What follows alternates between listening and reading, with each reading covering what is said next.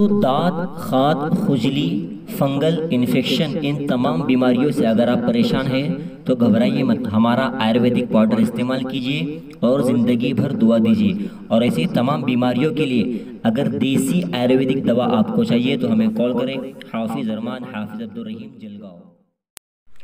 السلام علیکم ورحمۃ اللہ وبرکاتہ۔ ناظرین، غزالہ احمد AMU میں ماس کمیونیکیشن کی طالب علم ہے۔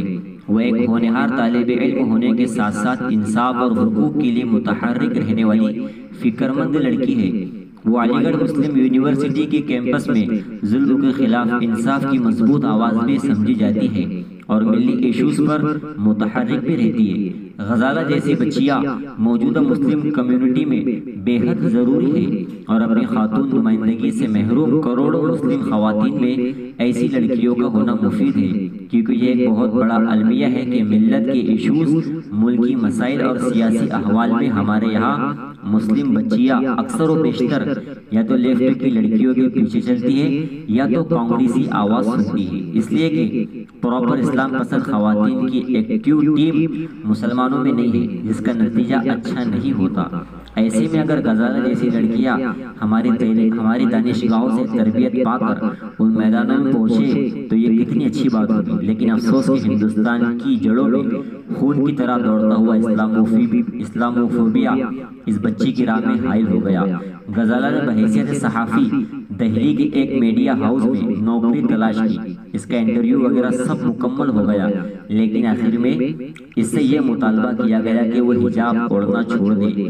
اس مطالبے کو غزالہ نے تسلیم نہیں کیا اور اسے نوکری نہیں ملی۔ جس میڈیا ہاؤس نے حجاب زیب تن کرنے کی وجہ سے غزالہ کو منع کیا، اس نے یہ بھی کہا کہ ہم تو چھوٹا سا ہندی پورٹل چلا رہے ہیں، اب تو بڑے بڑے میڈیا ہاؤس میں باحجاب نوکری نہیں ملتی۔ مذکورہ نیوز ایجنسی نے نہ صرف غزالہ کو حجاب کی وجہ سے نوکری دینے سے انکار کیا، بلکہ ہندوستان میں باحجاب مسلم خواتین کے ساتھ کیا سلوک ہوتا ہے اس کا بھی اعتراف کیا۔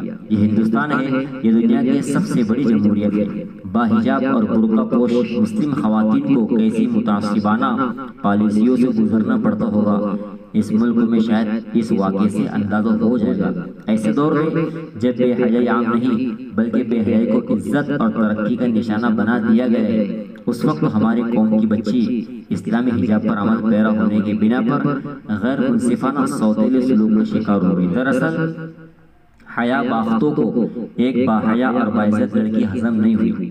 وزیر اعظم نریندر مودی جو مسلم عورتوں کے حقوق کی دہائی دیتے نہیں تھکتے، ان کے دعووں کی دوگلی حقیقت بس اتنی ہے۔